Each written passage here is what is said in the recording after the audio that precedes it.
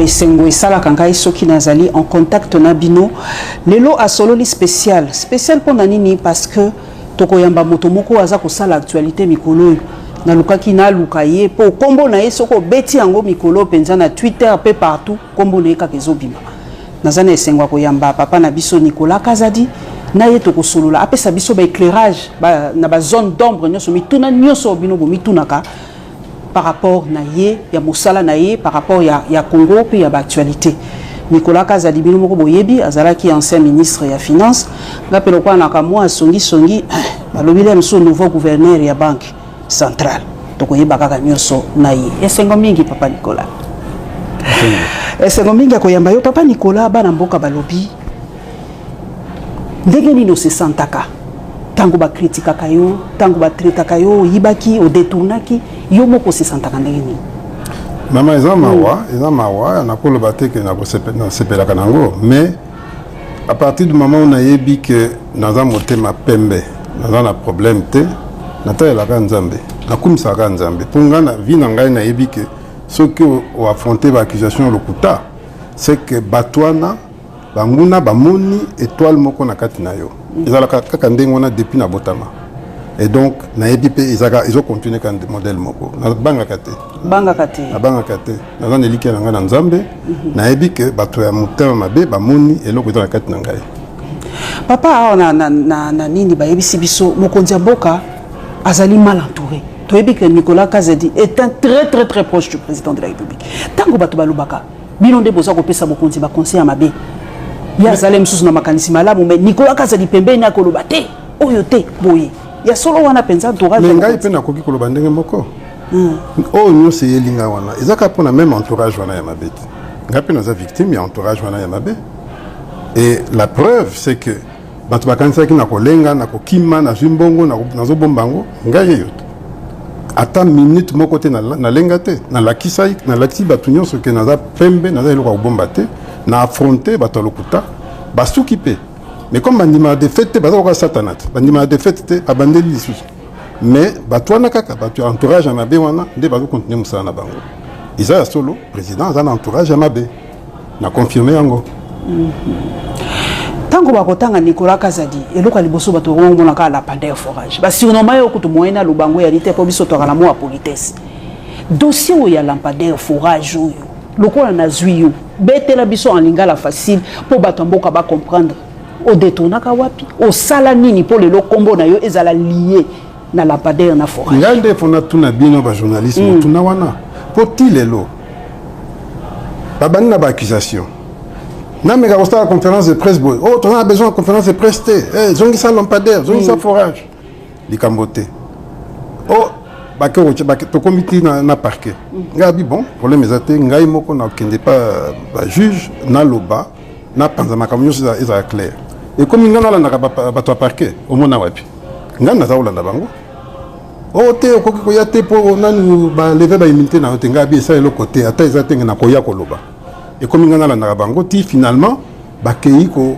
senga na parlement lever nani pona lever ba immunité ko ba yokangai mutu azana elo se reprocher à cause de comportement le quoi yangai kingamo kona kimaka na sima ba juge na ba que non boya to vanda to lo ba makambo to e ba ceux qui ngai na salini c'est comme ça que je me suis comporté depuis le début tinasuka lampadaire na forage ezali deux projets o ezali que ba signé ngonga na zali na ministre te na zalaki nanité ba signé na ba ministère misusu na gouvernorat ya ville de Kinshasa ngana éviter na futa combien de projets maman depuis en tant que ministre des Finances ngam na même budget de 4 milliards à 16 milliards et vous avez une idée il y a nombre de projets ngana signé ce qui chaque projet ngana signé et comme mbeba et comme mutaibi et est-ce que ngam na cause na ibi nyoso wana c'est quand même sérieux ngai na signé ndenge va signer ka ba projet nyonso o ya 100 jours o yokaka bomonaka ministre Yav il t'a signé kat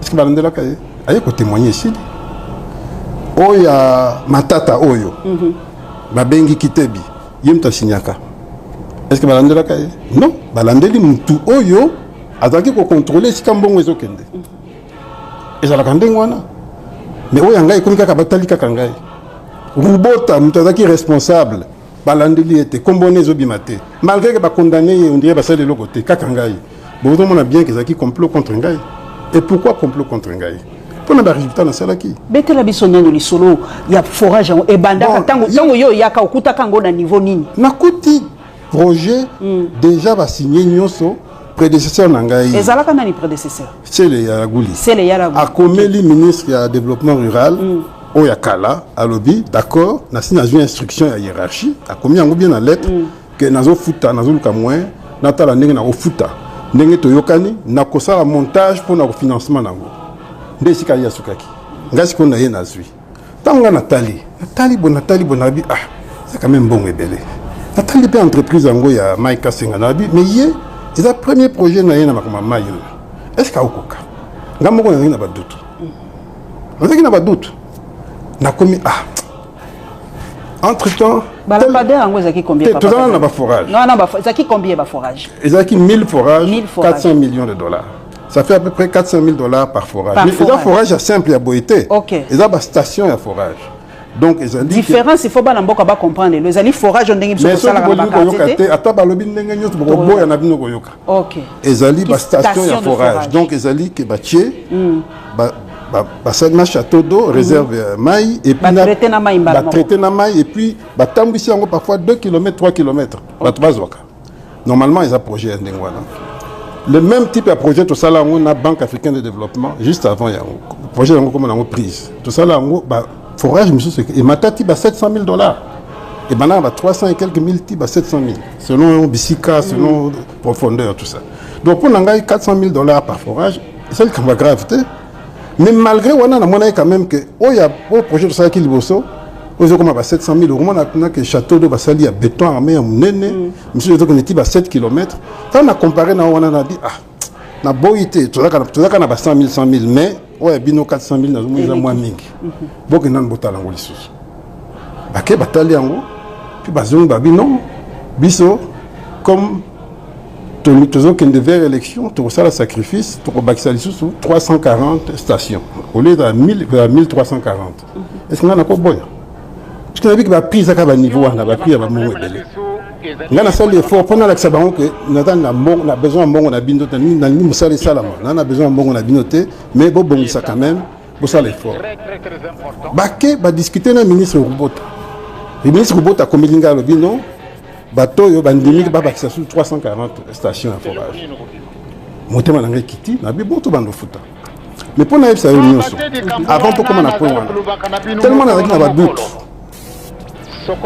na bengisa directeur à Banque mondiale wazaki wana kala français monsieur Jean-Christophe Carré na yebisi to na projet moko ya ba forage mais na yebite ce qui entreprise wana akokabe pour asa c'est la première fois ça modèle projet à modèle. Est-ce que vous avez un moyen de on a fait pendant bino que ça va le même projet il y a 400 millions il y a coupé ça à tout mal. Ah bien ils ont l'idée moi bien ton côté là-bas ton côté au travail. Mais au lieu de ça là nos qui pour moi on va ramener malin de mingi. Et ça quand en septembre 2023 ne ba école parce que non tout ici. Oh biso to comme une élection que non tout ça nos qui pour il y a biso salama avant l'élection. OK. D'ailleurs, tout se rattraper, pour ça, et puis, ici, sur la Banque mondiale, il y a un projet comme on a passé, et là qui est un peu différent. Tout ça va forage, pas battre, tout ça va la latrine, dans la classe, dans l'école, donc, comment est-ce modèle tout bien, non, il y a un simple forage, et ça va m'appeler Noki pour battre ce là.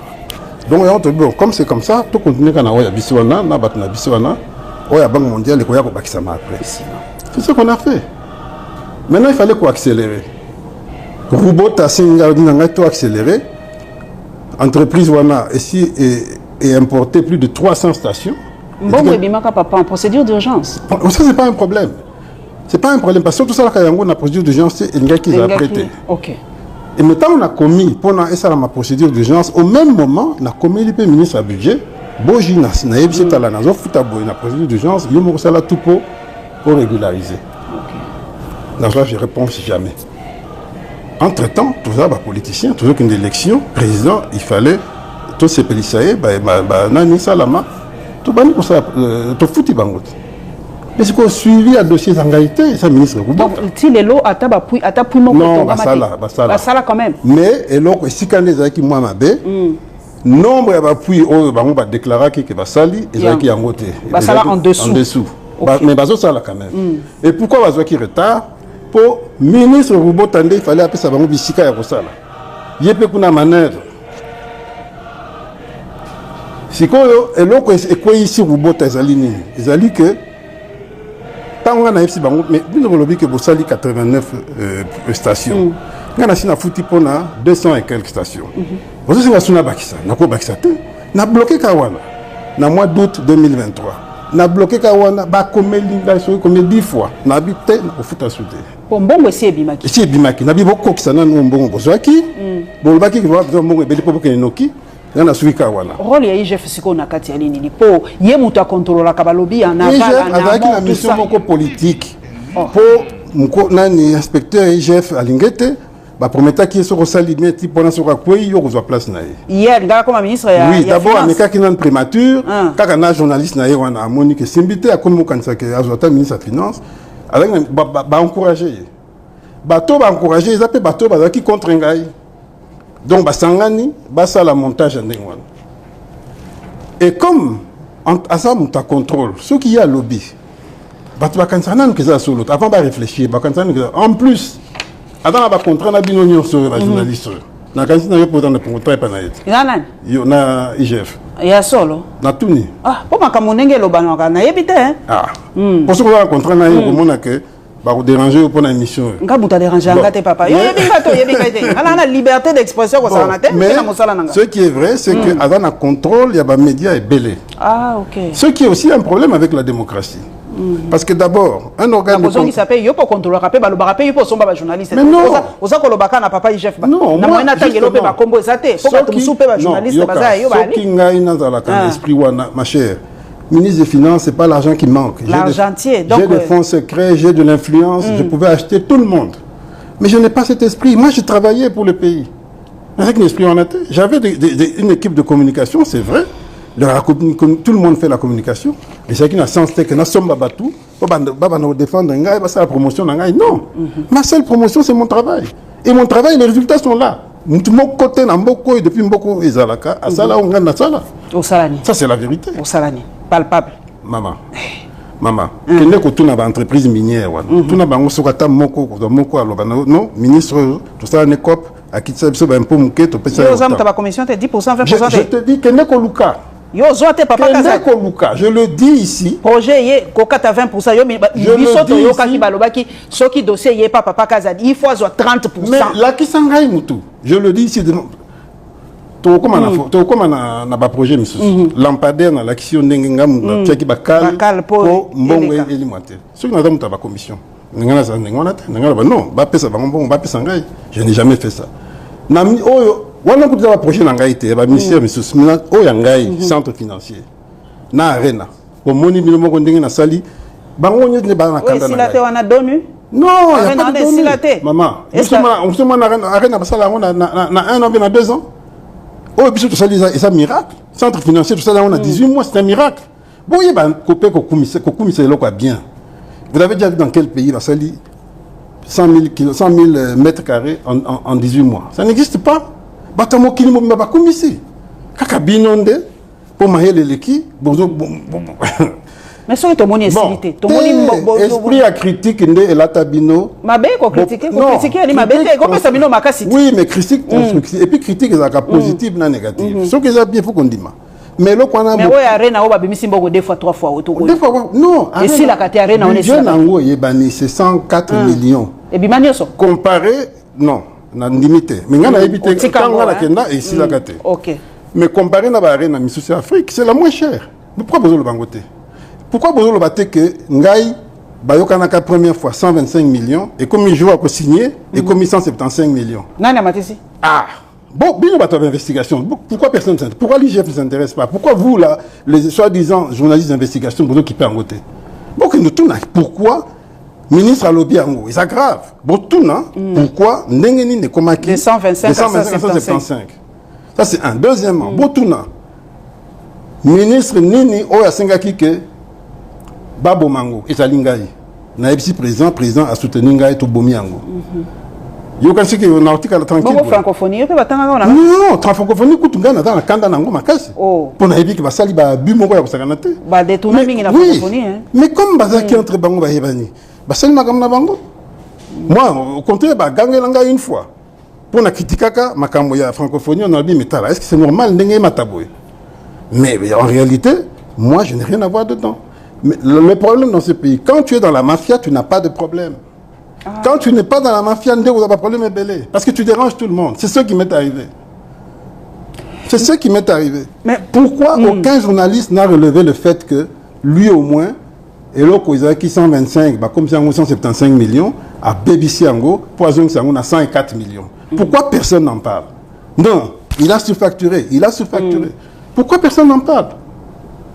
C'est pas normal. Un pays comme ça, c'est un pays qui n'a pas d'avenir. Et là, clair, Papa pourquoi personne ne reconnaît que dans ma il y a un lampadaire, Siko ba lampadaire, et ça m'a combien? Bon, lampadaire, c'est 2500 lampadaires. 2500 lampadaires. Siko yo? Non, c'est qui commande à 2500 lampadaires. D'abord sur le prix. Et c'est comment? C'est comment Nyoso? Grâce à Ngaï. Ce qui a été, mais grâce à Ngaï. Contre l'avis de l'IGF. IGF a dit que va payer sa fourniture en bon. Non. 30% si coquille, nous sommes ça les salama. La commission se comporte comme ça. Non, la commission se comporte comme ça.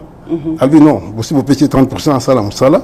Au etikali, vous foutez à la fourniture, on a pour tout assurer que bloque les autres. Et si ce moment la commission à se comporter à la boue. Ça c'est un.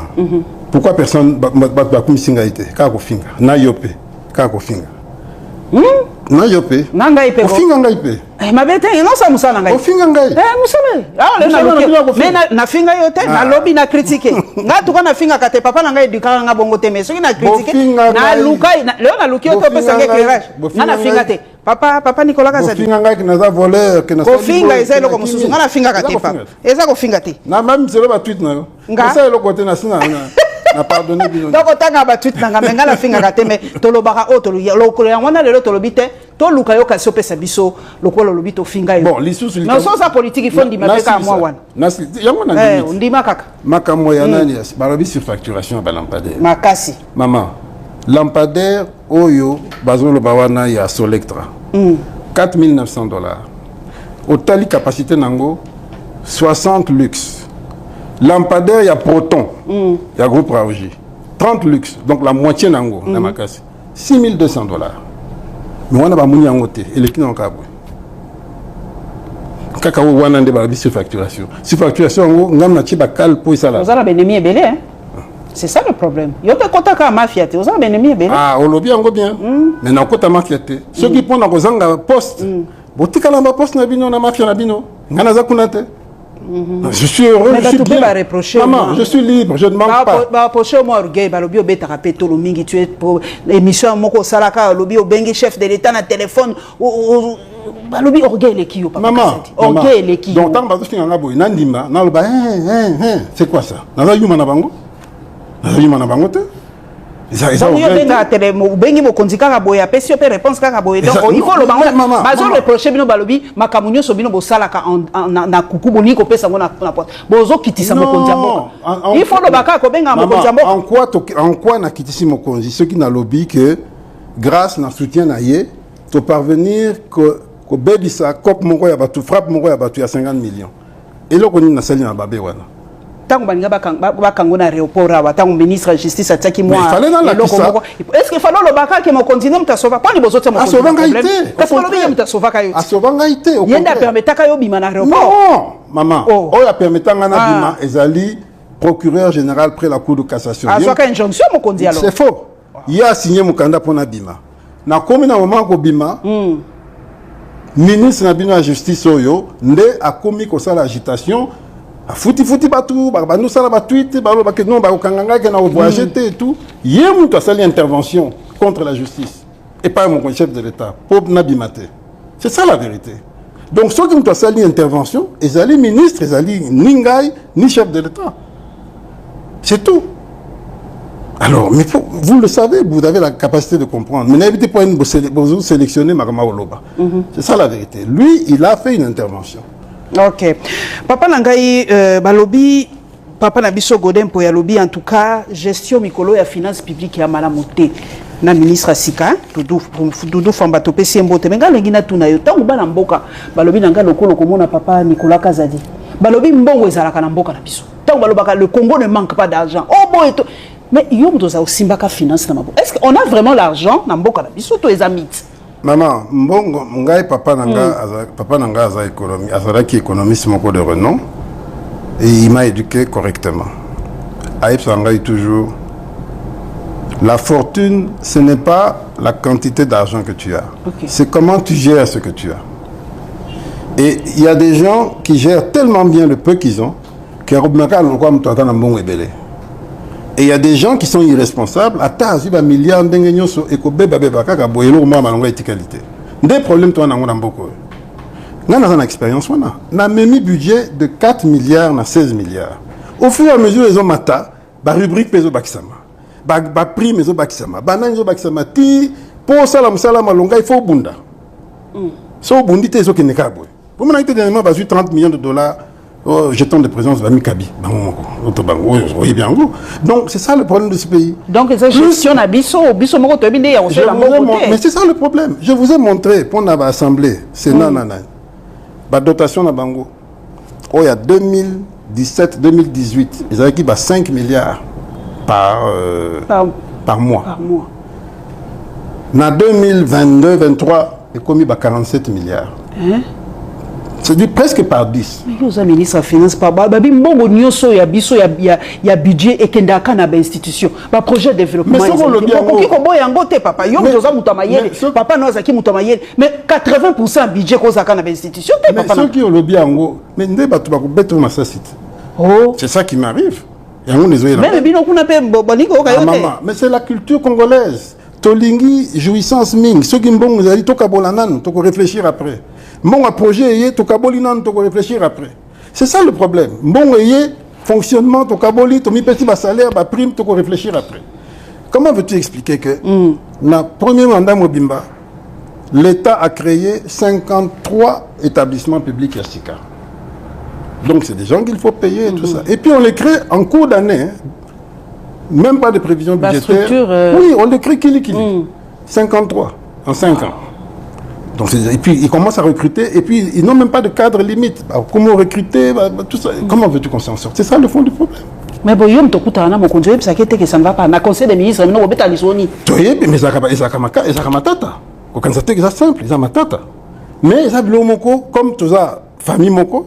Famille Congo, il faut qu'on soit temps à expliquer à Batouba comprendre ça. Mais il faut peu courage à ça pour avancer. Et rien n'engage peut-être des équipes qui ne bang mingi. Pourquoi? Parce que nous avons une expérience à Bamboke Belé. Nous avons un outil qui a ici Koyo et Zamabe. À ce que Mbangu, au bimi faut mutu. À la tissu kindoki. Motuna moko bato balobi yo bundisaki bato bazali ko loba sele ya la guli azali ko linga ko bimisa mbongo te yo po balobi osaki parmi bato bazali ko se plaindre mingi na sele ya la guli ba projet ne so mokonzi mboka azali ko tia kaka stop ozui place na ye okomi balobi ofungoli ndeje balobi pa na yo ndezalaki so babengi 5 millions papa kazali apesi babengi bo babi eloko bande ko luka yango ngali solo ngana ebi ba ke ngana futaka te na mutaba blocage na kama ezalaka sele te ezala yo te ngai pe yo pe balobaki pe mutaba blocage. Pourquoi? Parce que tu as 100 millions à battre. Attends, c'est payé ici 50 millions. 50 millions msusu bakoye loka kamabe. Donc c'est ça le problème. Et pourquoi battre balingi mbongo ya ofele balingi msalate. Balingi msalate. Et ce que tu continues quand ngwana maman ataba cuivre na cobalt et sali biso que sali que tu commis na budget à 100 milliards. Tu koyoka na kakate. Pour tout ça kimia te tout ça calme te. Des problèmes tout ça nango. Comment vous pouvez-vous expliquer que entreprise publique à ta mon côté et ça la cas va bénéfice à ta mon côté tout longola kaka sensap na nani INSS wana CNSS mais bango ils ont une entreprise publique pensate parce que là bango bato mais au mieux c'est kali à ta mon côté ça va bénéfice pas problème mais tala bango bazomi fout entre bango. On a un conseil d'administration, 50 000 par mois, 100 000 par mois. Mais bah gagner peut balo ba fonctionner ba comment fouta matin et dodo famba gagner hein. Ngala moi songi. Ah bon? Na époque na yo balobi ba ça moko ba fouta mité et un mois après 3 mois après 4 mois mais lelo balobi ça parmi ba. Voilà ba foutu pour le banengwana. Ponga na ocha commentaire te. Wono zo kitanga. Na ocha commentaire te. Ngaba kitanga te parce que au lobby faux. Na oui, na lobby faux ko yo lo ba vrai. Lo ba so que ça faux. Mais non. Pourquoi lobby a réussir côté na ba fonctionnaire ba zo fouta ma fait du mais na période d'une ça pas problématique. Tout na ba fonctionnaire, ceux qui sont solo na okumisa na obeta maboko. Tout na ba fonctionnaire bango. C'est tout ce que moi je peux dire. Ce que moi je sais c'est que quand moi j'ai quitté le poste de ministre des Finances, je n'avais aucun arriéré. J'ai payé tout le monde. J'ai laissé 1000 milliards de francs congolais disponibles dans ma compte. Tout était nickel. C'est ce que moi je sais. Mais moi je sais que moi je suis député, je n'ai pas encore été payé. J'ai 2 mois de retard. Oh, bah faut dire comme la bilan on salaire et ça la secret d'État. Non, je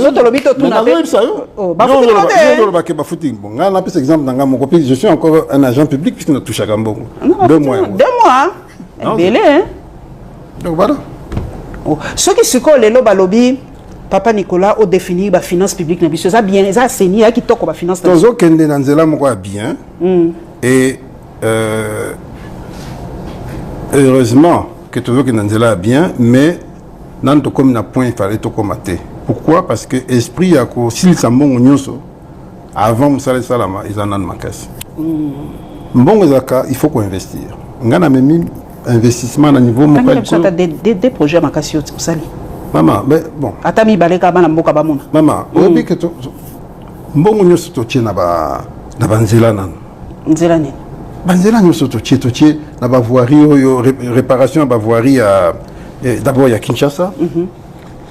Mais que tout la exécution exécution nga été. Mais bon on appelle ça. Mais ça c'est la raté. Mais non, papa bana pesi bana lobi bo somba fufu na nini okolandela te ke fufu na kolandela likolo mais kolandela solo na ne faut landela to ke dokoluka bango bana ni ministère de tutelle il faut landela ba corps ya contrôle faut pas landela ça oui mais ngai na kolandela likolo na soko bazo silika matata poani po matata peta ngwazaki na dossier ko kangalonzo par exemple apesi ya yembongo parce que lelo bazo landela poani problème ya matata ezali que ils avaient une initiative naïe. C'est-à-dire que Azwaki on l'attaque yango. On l'attaque yango, il y a une décision nyoso. Si que bateau n'a pas de s'exécuter car n'a pas ministre pas de s'exécuter car. C'est pour ça qu'elle a tiré. Et dans la même logique, n'a pas projet mais sous la banane lampadaire pourquoi robot tamtakoi puisque y a un responsable des projets naïe. C'est ça le problème. Et la différence c'est que dans mon cas, moi, on veut me faire porter des projets qui ne sont pas les miens. Moi, le seul projet où on pourrait m'attaquer, c'est le centre financier. Voilà. Le centre financier, non seulement c'est le moins cher d'Afrique, mais IGF avait essayé à un moment donné. Mais quand il n'était pas ça, là-bas, chrétien et tout ça. Mais quand on a siliki dans Téléméli Bango, comprendre, il y a mon co aligné, il communiquer pour le bac non, il n'a rien à voir. Oh, nous sommes là. Ah, ça, et donc, moi, ma bête, mon de ces projets ont continué. Mais bah, immunité, les lopes, banamboka, ils ont dossier, papa, ma tata, ça, se plaindre à lobby, bon, il y a papa, Kazadi, bah, immunité, naïe, tout ça. Bah, doit combien de locaux comparer à papa, ma tata, pour bazo, mon ara, il n'y a pas à la finance, il y a immunité, il y a bazo, il moi, confusion, moi, ma tata, c'est un ami. On a travaillé ensemble à la Banque centrale pendant plus de 10 ans. C'est un ami. Donc, malgré que tu as politiquement, nous avons moi compassion pour nous. Parce que même si adversaire politique, nous avons souhaité nous m'abêter. Nous avons dit qu'il ne faut pas. Mais ici, il y a confusion dans ça. Confusion dans ça, c'est que, pas seulement il y a, c'est que il y a il y a instruction préjuridictionnelle, donc c'est-à-dire parquet. Il y a déjà, comme on a un niveau à jugement, il y a un tribunal. Et il y a immunité, il niveau à Sénat, la législature passée. Donc c'est fini, on ne peut plus faire marche arrière. La loi ne prévoit pas que parce qu'il va nommer, élire après, non. Rétroactivité. La loi ne prévoit pas ça. Donc, immunité. Non, sur ce dossier-là, ça va continuer quelle que soit l'élection. Sauf peut-être si vous avez élu président de la République. Oui, la loi prévoit que toutes les poursuites sont bloquées jusqu'à la fin du mandat. Mais pour non, ça doit continuer. Conseiller Nina Kendeka Kosamba. Moi, je vais vous dire en tant qu'ami, moi, j'avais même des doutes sur les accusations contre lui, parce que je connais la légèreté de l'IGF. Donc j'avais des doutes. Moi-même, j'ai été victime. Donc j'avais des doutes sur la consistance des accusations contre Matata. Mais quand le peu que j'ai entendu là, j'ai dit non, là, ton honneur est en jeu, tu dois aller t'expliquer. C'est ce que moi j'aurais fait, c'est ce que moi j'ai fait. J'ai fait ça. Mais oui, moi j'ai été au parquet combien de fois? Avant même Yoka. Avant Koutou, le Parlement est autorisé.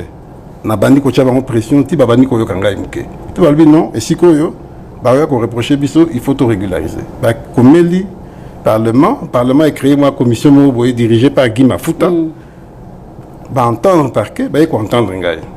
Je crois que c'était le 15 juin 2024.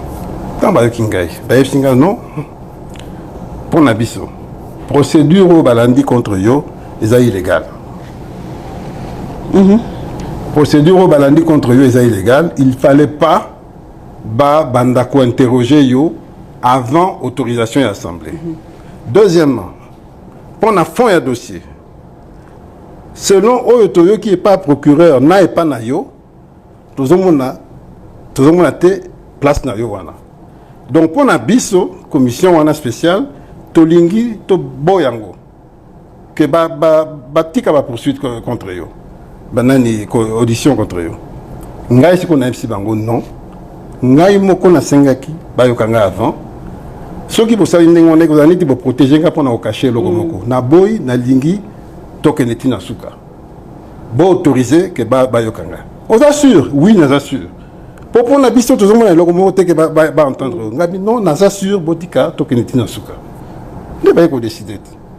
La vidéo est allée. Dans la vidéo, il y a Guy Mafuta, puisque tant que le rapport qu'on a plaigné, a expliqué bien, non. L'honorable Kazadi lui-même a souhaité être entendu. Donc, compte tenu de ça, tu es autorisé.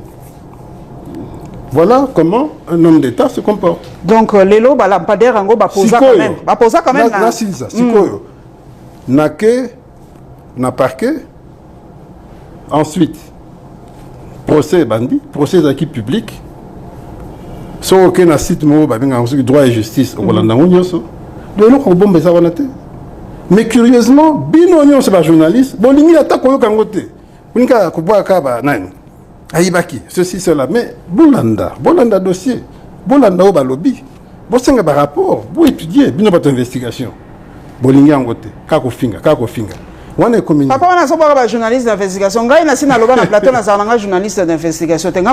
Moi, c'est l'interview. Ba investigateur na ba investigatrice bazoboa ke ndebino papa na ngai lelo oyo soki mwana mboka lobi kasi esika nini ba lampadaire rango batia na ba forage mais maman boki mutu na ba kolo lampadaire boki joni ngo bila est là mais Daniel Bumba est là mais ngana ko yebisa oka puisque ngobila boyango ngobila boyaka ngana ko yebisa oka ka ngana yebi na yebisa no oyo ka bien ezaki 2500 lampadaires va fournir, je crois, 1900. 1900. Bah, na bandera nyonso. C'était 600. 600 euros, il fallait, je crois, la route de Matadi. Route de Matadi, en gros, babandi ko timola, pour batia banani, ba piquer batia lampadaire. Entre-temps, Daniel Bumba a zui et bonga ya gouverneur. Daniel Bumba a 5 entreprises, a dit non, bo stopper na nwana, pour biso to lingi to tiango na nzela mususu ezotongama. Tolingi yango supunate. On va dire bon, problème est mais entre-temps, tout ça, il va dépenser. Déjà, tu perds un bon on a projet, on a qu'à prendre un IGF, mais tout ça, il va dépenser, tu timolia et tout. Si tu as tout côté la place, tu n'as au foot à biso. Babindon, bon di makaka, tout ça, bandimi, ça fait 5-7 mois. Gouverneur, Azoko, ça a monté que Bochango ici, donc, tout le matériel est là, ils ont bloqué. Ils ont bloqué. Mais quoi, combien de batteries? Justement, c'est ça le risque. Surtout que, donc les 600 lampadaires ils ont bloqué. Surtout que lampadaire, ça la cana, batterie. Batterie, ils ont la garantie à 4 ans. Oh. Mais si vous comptez tant et ça là qui n'a pas tête. Déjà 4 ans? Et tu comme déjà 3 ans. Natangela, au point où biso arena où ya biso les moins chers. Biso Kigali Arena 10 000 places, 16 millions d'euros. Non. Dakar Arena 15 000 places, 16 millions d'euros. Kinshasa Arena 20 000 places, 5 millions d'euros. Maman, est-ce qu'on dit bien en gros, 10 000 places dans 16 millions d'euros à Tayomo? Hein? Non, c'est du n'importe quoi. Mais c'est ça, qui n'a pas ce chiffre là? Ce que vous avez bengana.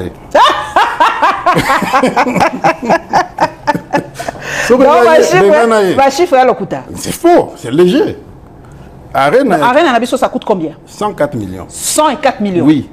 Oh, bah, c'est bien qu'on a bébé ça, on a 175 millions, on a bébé ça. Ah, ok. Oh, bah, on a signé, quand on a Turc, na Mozambique, 15 000 places. Biso 20 000, 15 000 places, 178 millions. Ok. Papa Nangato, to silisi, je crois, contour, il y a procès, contour à lampadaire, balobi, to kendokoluka papa, gentini, ngobila babiso, il faut, balamboka balingi bazwa réponse. Ata bozo boya koloba, mais eza eloko moko, il faut ka boloba. To ke non a sujet pe mususu ya li moto a finance. Protocole d'accord au biso tongi to signé na ba américain. Balobi pe baboyi yango ba pesi biso sous 2 mois. Est-ce que ça a un avantage na biso? Maman, il y a un avantage na biso makasi. Maman, ça fait combien d'années que bazo zo biso ba minerai et ya ofele? Non seulement bazo zo mais bazo voma na Congo. OK. Tozi occasion que bato ba sala la minerai wana toyo kana bango en direct. Fara. Bon to boya. So boy ni balokio. Siko bandoki misu bakomi ko critiquer yango ka po balinga kate loka bien salama. Balingi kimiate. Place ya Rwanda na kati. Rwanda sana azo peser que na kati. Non. Dès lors que Toyokani que tout ça on a nenga bien, ezali accord de paix. Accord de paix, il y a mon toujours le kate, ils ont ma concession. Ezali accord de paix, toi accord économique. Et les deux. Les deux vont de pair. Il y a un accord de paix et puis un accord de coopération économique. OK. Pour construire l'avenir ensemble. Parce que Tokodalaka ensemble. Bakodalaka pembe na biso. Tokodalaka pikakawa. Donc si tout ça lié RRT que Toyokanité. Bah qu'on profiter quand on a faiblesse na biso, on a désordre na biso pour ba monnaie la caption ne ba monnaie la biso pendant 30 ans. Donc si on veut mettre fin à ça, Tokanga mina bango Toyokani. Donc biso tozo pesa ndenge bana mboka bazoba biso tozaka ba pourvoyeur biso to pesi bango biso tozo transformer loko moko te. Non. Pour bango nde ba ko transformer. Les détails pesa plus value. Non, les détails doivent être discutés. Okay. Nous on va transformer aussi. Mais pour transformer, il faut de l'énergie, il faut de l'organisation et tout ça. Mais nous, c'est pour ça que on a accord, on a prévoir ma énergie, ma barrage et tout. Non, c'est un très bon accord. Maintenant, c'est un très bon principe. Maintenant, dans les détails, ça dépend de la qualité de la négociation de la vie. Et il faut tout le batumoko, mayele, défendre la position de la vie. Mais balobi surtout banani bazakuna papa. Oui, bien bato soit pas na biso. Non, tu vois quand même na batou. Maintenant, c'est vrai que ma camarade écoute ça va tout doute mingi pour bayebi biso. C'est ça. Bayebi biso. Pour bayebi ata bato baza ko solola kuna te. Kaka mutu na yebi mama Wagner. Ba onyo so batika to yebi. Non, maman Wagner va so ça musala kitoko. En tout cas, hier asa na buzo bana biso ya wate. Mais il faut faire attention parce que pendant biso je vous parle en tant que ministre des Finances d'expérience, je sais que bato nyos ba confondaka intérêt à l'état na intérêt privé. Alors si on ne fait pas attention, on perd de crédibilité dans la vie. Mais je pense que le président est tellement conscient qu'il ne va pas faire cette erreur. Est-ce que mon conduit à Brademboka pour pouvoir na ende bana mboka bakolo? Non, pour na kimia mboka. Ateki minéré à Brademboka, ateki banini. Ça c'est léger. Est-ce que vous dit que pour la première fois tu as une opportunité aussi Sabitumba on a libella? Non seulement aussi Sabitumba on a libella, mais influence ya Mabe ou ya Rwanda wana ya 97 Afdel. Tu bomi on peut libella. Mais ils ont délivrance. Ils ont délivrance à Moka. Est-ce que les Rwandais vont se laisser faire? Ceux qui ont un avantage, est-ce que eux, non, ils ont Boutounios ça va gagner. Tout le monde va gagner. Mais, maman, depuis 30 ans, les Rwandais vont profiter de ça. C'est ça qu'il faut comprendre. On tourne à un pour le matin, midi, soir. Il y a que ceux qui osent affronter les Cambo, ils ont un tina. Ceux qui sont vivre l'humiliation pendant 30 ans, ils ont un abissomoko. Et moi, j'étais conseiller financier du ministre des Finances en 94 en 97, Tango, Afdel les côtés. Ndenge ba humiliation à l'époque j'avais même pas 30 ans. Ndenge ba humiliation à l'époque et tikalao. Quand on a mis à Afdel, on a dit jamais na vie nangai. après na keko sala libanda et tout tant na ko zonga siko na position ya ministre des finances na lobby Nzambe alingi que peut-être tout royo to longo la humiliation to zwaka na 97 wana malheureusement armée na biso ezaki na rendez-vous wana te armée na biso ekokaki makambo te toke na ndenge ya diplomatie ezali chance. Pourquoi ezali chance? Parce que tous les institutions sont en place, président vous allez élu proprement, tout le côté à contester en vous. Contestation ça m'a cassé. Sur l'élection à 7 jours, maman, contestation ça là qui? Maman, vous pouvez contester peut-être sur les législatives, mais présidentielle, c'est impossible. Pour qu'il me meille bien. Et donc c'est parce qu'on a cette chance-là d'avoir des institutions. Parce que Bitumba est fidèle. Pas qu'on sait qu'ils ont des institutions. Alors qu'ils ont des minéraux. Mais tout le monde est que Bisso dans la institution. Il y a un petit poteau. Ils ont chance na Bisso. On fait cette négociation, on finit la guerre et on continue la démocratie.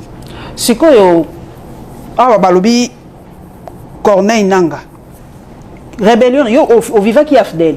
Oui. Est-ce que rébellion est au Salamalelo na Corneille Nanga? Et ça la similitude na au Salama Yafdel? La seule similitude est dans mon thème Mabé, il y a ba Rwandais, na ba traître congolais, ba linko sakana mboka. Ko ba moni biso ba zoba. Et ba la pena tu peux comprendre ne ba moni se ba zoba puisque façon de gérer makambo parfois. Et puis ça va poser à ko ba bateau, ba zo comprendre que ba na mboka munene, ba na mboka kitoko, so ba comprendre que tu occupé ango. C'est ça la seule similitude. Mais il y a tout le monde na mokua. Mais ba revendre autour d'une table. Ba solater na 23 to solo ba ngote. Non, à la parce ba déjà ensemble, ba vendre déjà na. Ba vendre déjà na doa hein, ba za solo là déjà.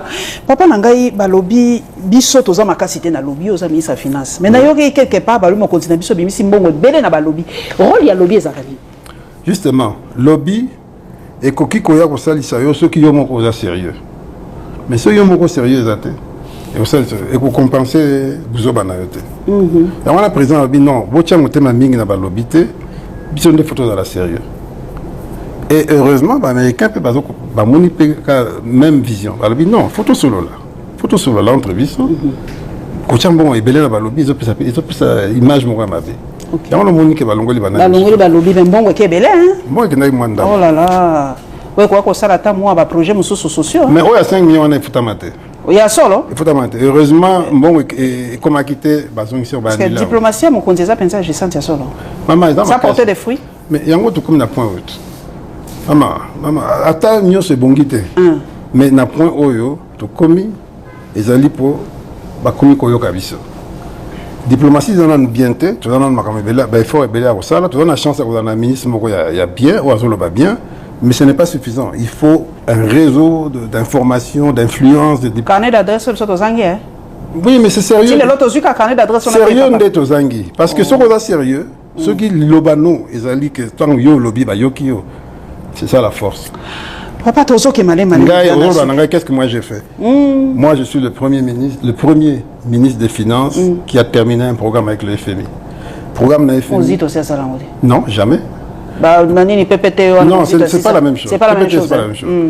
Et mais moi j'ai fait ça parce que pendant 3 ans, ce que je disais, c'est ce que je faisais. Mais FMI peut bon ça en bocate et d'arraper dans développement. FMI balobi a rendu comme bon ma biso sous l'Afrique. Comment vous sur total Ibrahim Traoré raboyi coopération na institution ba Bretton Woods. Oui que Burkina ba uti ko comme la FMI, c'est quoi? Ba commune ba singi ba aide. Ba singi aide. Vérifier. Il y a solo. Non, maman, réalité, c'est la réalité. Bino ne bolinga populisme mingi. Boke ne kana populisme boko kufa. Il y a solo. Mais mboko pe lingi populisme mingi. Et yango ndeko boma mboka. Donc ba comédie bango na kuzuke ba ko sunga bango hein. Nazo yebisa yo kende ko vérifier. Ouais, to ko vérifier. Pour nga biso to ka pensa ki ba kati coopération ba vérifier ko mona. Mais balobi papa soki mboka pezo gérer na moi panka balobi bino bato IDPS. Yo ça d'abord na kani. Kabundu to oyo mususu kabuya to na kantel ngai kana ngai za UDPS point. Mais ils ont balé boza na secrétaire généraux. D'accord moko. Papa. Ezaka mo nous connana ba biloko na te. Mais image bozo pesa biso yango wana. Non, ngape nazo regretter image wana parce que on mérite pas ça. Ezaka ba obi hein, c'est un pays jeune, les gens sont jeunes, démocratie en sika maël nan ne quotidien te. Mais il y a qu'un seul parti et c'est le plus grand parti du pays. Donc, parce que le pays se renforcera à travers les partis politiques. Et c'est dommage que le plus grand parti, qui est un des rares partis qui a une vraie histoire de combat, est contre le Makamaboué. 32 ans de combat, en tout cas, il y a un pouvoir et le côté. Mais le côté, mais Tobimsi Mboka na Makamabele. Combien de morts? Maman. 10 morts. Maman, ça c'est vrai, mais qu'est-ce que vous faites? Étendu à ma problème. Au 6 enfants par femme. Ok, moyenne. En moyenne, 5,9. Donc ça veut dire que au fur et à mesure ça va être fort, et donc il faut mbongo pe baksamana mayele. Mbongo ezangi na mboko. Mais bala mboka baza komitu. Est-ce que na Congo mbongo ezangi quand les gens détournent koyoka 500 millions, 100 millions, 4 millions, 5 millions, les gens se demandent il y a l'argent. Non, d'accord, mais même na ba détournement il faut koyeba ya solo na ya lokuta. Parce que la même bouche là qui est censée dire la vérité et qu'on va lobby vérité à lobby et lobby à lokuta. Mais ce qui est vrai, c'est qu'il y a encore beaucoup de gaspillage, il y a encore beaucoup de détournement, on ne peut pas nier. Et petit à petit, il faut que ça raison pour laquelle moi j'ai dit que à partir pour tout dans le niveau moko, il faut que chaque année, n'engé balande la entreprise pour l'impôt, balande la paix individu. Oye na mutuka, batali mutuka ngwa sobaki en camp, sobaki en ndeni. Oye ndako sobaki en wapi tout ça. Si on fait ça, batba banga muke. Donc bon il faut que coercition exacte hein. Nous sala na yo oyo sala ka et justifier vie na yo. Mais ce que tu as vu à Kinshasa, le papa Nicolas Kazadi, au voyage à Okendaka Poto. Pourquoi ville n'a pas ce bébé? Qu'est-ce qui manque? Il y a un autre problème aussi. La ville à Kinshasa. Il y a un autre problème. D'abord, la ville n'a pas assez d'argent. Budget n'a pas assez pour Maël à Robinsambongo et Kokina Mpenzate. Deuxièmement, système politique n'a pas ça. Oyaba, Jalelo, Naba, Makelele, tout ça, folklore. Ce n'est pas un système qui favorise Bato Mayele, Nabisika Mayele. C'est un système qui favorise les aventuriers. Bato Bakoyawana, Bakosi, Bato Basali Makelele, et tout. Bazuzi, Baplace, Bakomo diriger dans Nenga Bango. Alors que dans tous les grands pays qui fonctionnent, le monde a Basika clé, et Batomoko qui ont été préparés vraiment pour Naya. C'est tout le monde a des pestes pour préparer. C'est un problème général. C'est un problème général. C'est un problème général. L'UDPS est minoritaire dans le gouvernement. Mais l'Assemblée nationale, vous êtes majoritaire? Quasiment. Non, mais tout le le gouvernement. L'Assemblée nationale, la même chose. Je vous dis que quand il n'y a pas de débat constructif, il n'y a pas de parcours constructif, il ne faut pas s'attendre à des miracles. Il ne faut pas s'attendre à des miracles. C'est ce que nous vivons. Ce que balobi to komi pe suka au côté gestion abino sur 10 poto kabwan. Au mi côté combien? Dans la discussion moko nande konanga moko il y a 2 jours, nous avons comparé régime Nabiso, régime Kabila, na régime il y a Mobutu. Na répondre yeboy, na ebisie limbi sangai sur otaliba 3 régimes. Pour Nangai, le régime, je ne suis pas satisfait du régime Tshisekedi, mais pour moi c'est clair que le régime Tshisekedi est celui qui a fait le plus d'efforts pour faire progresser le pays. Nalobi, vous êtes des jouisseurs. Non. On a paradis fiscaux et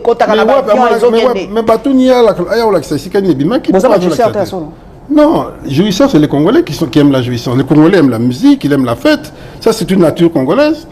Malheureusement, ils ont m'abêté, mais malheureusement, il faut les accompagner dans Moussala. Moussala, les amouké. Et il faut comprendre que Mboka, tu importes à Gagnos, tu importes à maïs, est-ce que l'on a quelque chose?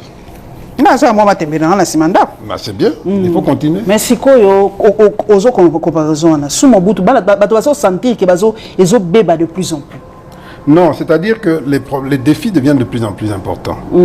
Et puis, Mboko to Eritaki et Poyaki Mingi. Mais il faut comparer effort, pouvoir et social. Effort, pouvoir et sali, par exemple, pour l'éducation primaire gratuite. Oui, la gratuité. Oui. Non, tant que tu as dit gratuité, c'est qui Mobutu a la gratuité. Mais le même Mobutu, nous sommes avant Kende. Il fallait que Bandela. Kabila a sali en vote. Tshisekedi a dit que donc a sali est fort pour zone c'est là quoi bien. Mais il faut temps, il faut moyens, il faut sérieux, tout ça, c'est ça le problème.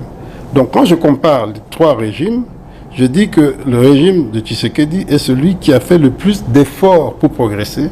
Ça ne veut pas dire qu'il a donné plus de satisfaction. C'est pas la même chose. Ok. Merci Papa Nicolas Kazadi. Mais moi, à mon tour, le prochain gouverneur, il y a Banque centrale. Biso na rumeur na Congo 9%, 9 sur 10 c'est solo hein. Gouverneur à Banque centrale, Aza élu, Aza nommé pour 5 ans. C'est un poste n'est pas magistrat tout ça donc ils ont une règle nango. 5 ans. Pour Longwa, il faut démissionner. Faut bien nommer place monsieur. Nous avons été loconi à Sali pour Balongola et Sikazawana. Donc mandat naie est aussi là en 2026. Donc nous sommes à Bilobela Batu. N'a évité. Mais ce pas nommé on dit manayo. Non, j'appartiens à un parti politique, je suis au service de mon pays et de mon parti et du président, ça, il n'y a pas de problème. Mais il faut dire les choses comme elles sont. Ok, donc c'est quoi